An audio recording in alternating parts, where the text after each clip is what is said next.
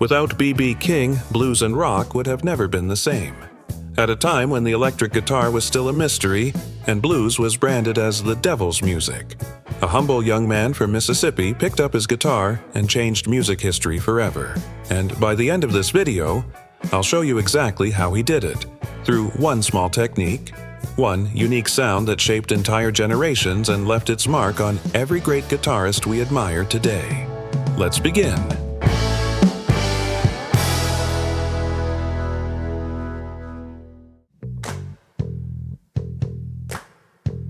Riley Ben King was born on September 16, 1925, in a humble cabin on a cotton plantation in the Mississippi Delta, a region marked by poverty and relentless labor. His parents were sharecroppers, which meant working someone else's land in exchange for a tiny fraction of the profits, almost a form of modern slavery. When he was 4 years old, his parents separated, and Riley was left in the care of his grandmother in the small town of Kilmichael. It was in the Baptist church she attended regularly that young Riley first discovered the power of gospel music. A pastor who played guitar taught him his first chords, and from that moment on, music became his favorite escape. But as he grew older, he had to face the harsh reality surrounding him.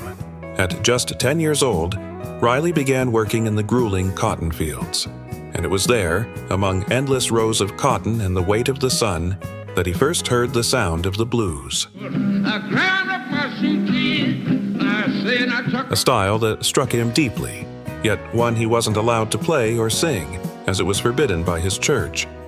So on weekends, he sang in the gospel choir at Elkhorn Baptist Church in Kilmichael, and whenever he could, he would sneak away to listen to and play blues with his cousin, Booka White, a talented blues musician who, without knowing it, would play a pivotal role in his destiny. Meanwhile, the daily struggle continued. Riley worked tirelessly from sunrise to sunset, making barely $15 a month on the plantation. But his cousin, Booka White, was about to give him a gift that would change his life forever, as we'll soon see.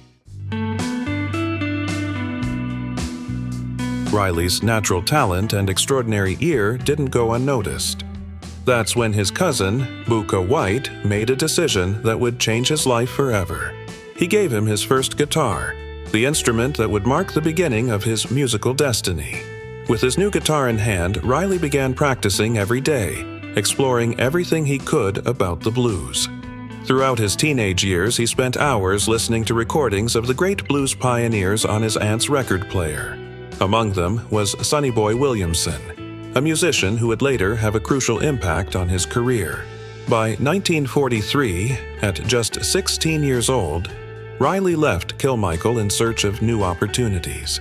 He moved to the town of Indianola and found work as a tractor driver, but he knew his true passion lay in music. So he joined the famous St. John's Quartet, performing in churches and on local radio stations. It was during this time that he discovered something revealing. He could make more money playing guitar on the streets than working an entire month driving a tractor. At that point, Riley had already begun to imagine a life devoted entirely to music. After his exhausting days on the tractor, Riley sharpened his guitar technique.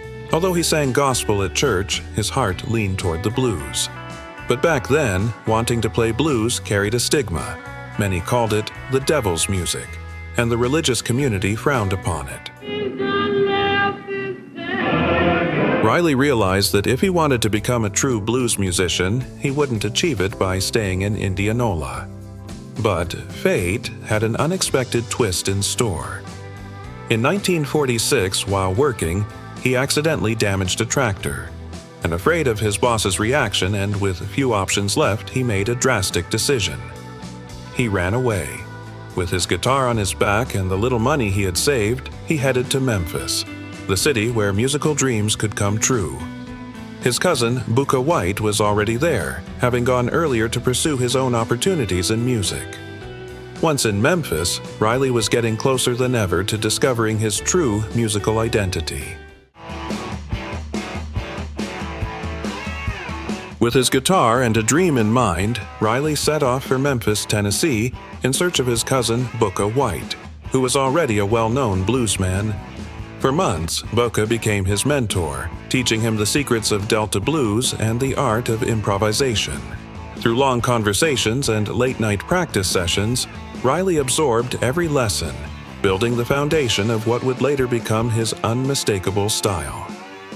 By 1948, with more experience and confidence, Riley set out to find Sonny Boy Williamson, the musician he had listened to so many afternoons during his youth. His search led him to a nearby town in Arkansas, where he stood before Sonny Boy and asked if he could play on his radio show that very night. Sonny Boy agreed, and what happened next changed his destiny forever. The audience was captivated by his talent. Phone lines flooded with listeners asking for more, and his name began to echo with strength. That immediate success opened a major opportunity: joining Sonny Boy's radio program, where Riley's charisma and improvisational skill won over the audience. His popularity soon grew so much that he was offered his own radio segment. It was then that the public began calling him the Blues Boy or Blues Boy, a nickname that over time evolved into the name under which he would make history: B.B. King. Radio became his first great platform, a way to showcase his style, gain recognition, and establish himself as an emerging figure in the blues scene. But B.B. King knew that if he truly wanted to succeed in the music industry, playing on the radio and performing live wouldn't be enough. He needed to record his music and release his own records.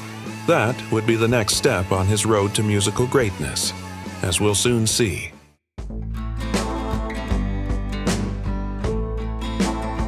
After releasing a few songs on smaller labels, B.B. King signed with RPM Records, a major record company in the blues scene at the time. By the 1950s, he was already touring across the country, performing in clubs throughout both the northern and southern United States. One of those concerts, in Twist, Arkansas, became legendary. In the middle of a fight between two attendees, a kerosene barrel used to heat the venue was knocked over, setting the place on fire. The crowd ran for safety, but B.B. King, realizing he had left his guitar inside, rushed back through the flames to rescue it. The next day, he learned that the fight had started over a woman named Lucille. Aware of the risk he had taken, he decided to name that guitar, and every guitar he would own afterward, Lucille, as a reminder to never risk his life for an object. After signing with RPM Records and determined to solidify his recording career, B.B. King released the single 3 O'Clock Blues in 1951, a song that catapulted him to stardom. Now it is 3 o'clock in the morning. The track stayed at number 1 on Billboard's R&B charts for 15 weeks, becoming his first major nationwide hit. From that point on, his fame skyrocketed. By 1956, B.B. King had become an essential figure in the blues world, performing an astounding 342 shows in a single year, a testament to his absolute dedication. Hits like You Know I Love You, Every Day I Have the Blues, and Sweet Little Angel cemented his signature sound: emotional string bends, expressive vibrato, and a unique ability to improvise live. These elements established him as a defining force in electric blues.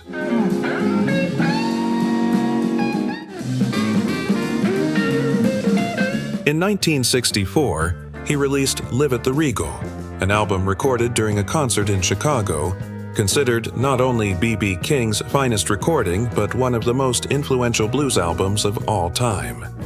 His performance, full of passion, dynamic control, and complete command of the stage, became a masterclass for future generations of guitarists and vocalists. While he was conquering African American audiences, music itself was undergoing a major transformation. By the mid-60s, the explosion of rock and roll and the rise of new legends brought the blues to a much wider audience.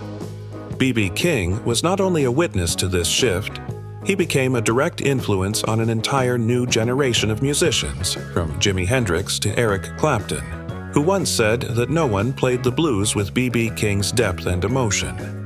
In 1969, B.B. King released The Thrill Is Gone, a reinvention of a Roy Hawkins song but enriched with fuller instrumentation and string arrangements that gave it a completely new dimension. The track climbed not only the R&B charts but also crossed into the pop charts, something rare for a bluesman at the time. Its success earned him a Grammy Award, solidifying his place as the leading figure of modern blues. The boy who had once fled the cotton fields was now standing at the top of the music industry. Throughout the 1970s, B.B. King continued his unstoppable rise, bringing the blues to increasingly broader audiences. In 1971, he released Live in Cook County Jail, a live album recorded inside a prison, where inmates greeted him like a hero. With a relentless schedule of concerts and appearances at international festivals, he became a global ambassador of the blues and African American culture. His legacy was honored with his induction into the Blues Hall of Fame in 1980 and the Rock and Roll Hall of Fame in 1987, marking his profound impact on the history of modern music. Neither fame nor age could stop B.B. King. Throughout the 80s and 90s, he continued touring the world with his inseparable Lucille, performing in clubs, large arenas, and television shows. He collaborated with artists from rock, pop, jazz, and soul. His work with U2 on When Love Comes to Town introduced him to millions of young listeners who had never been exposed to the blues.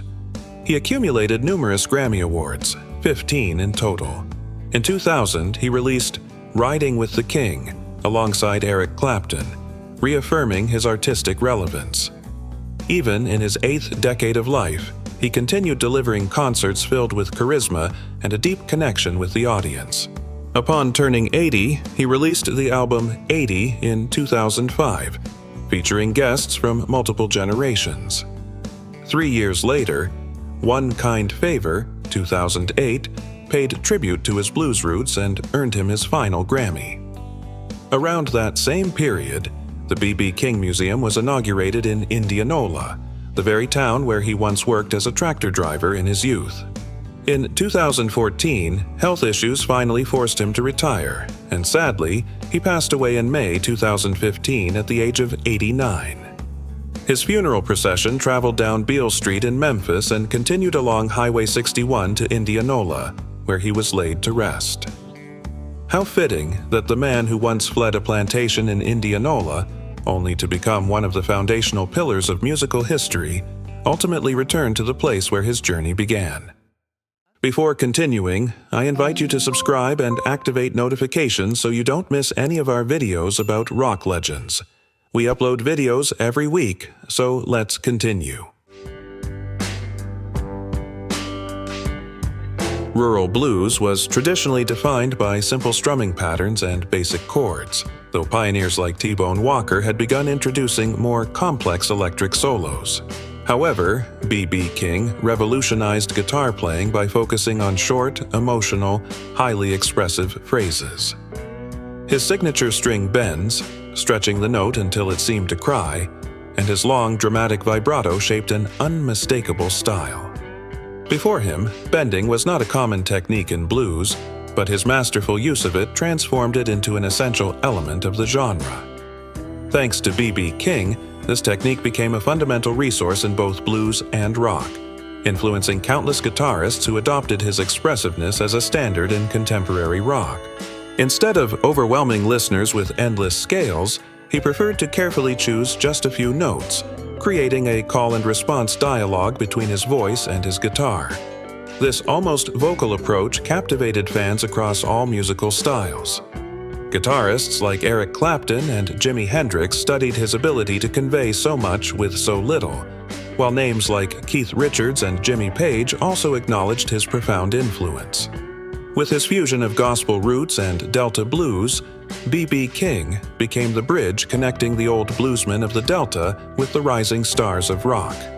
His musical legacy not only redefined the electric guitar, it transcended the genre entirely, inspiring generations of artists and solidifying him forever as the king of the blues. This is how B.B. King revolutionized the blues and left his mark on rock. But another legend would soon arrive. one who would spark the next great revolution. And when we talk about legends who changed everything, there's one name we simply cannot ignore: the true king of rock and roll, Chuck Berry. Discover his story in the next video. Click now, and I'll see you there, my rockin' friend.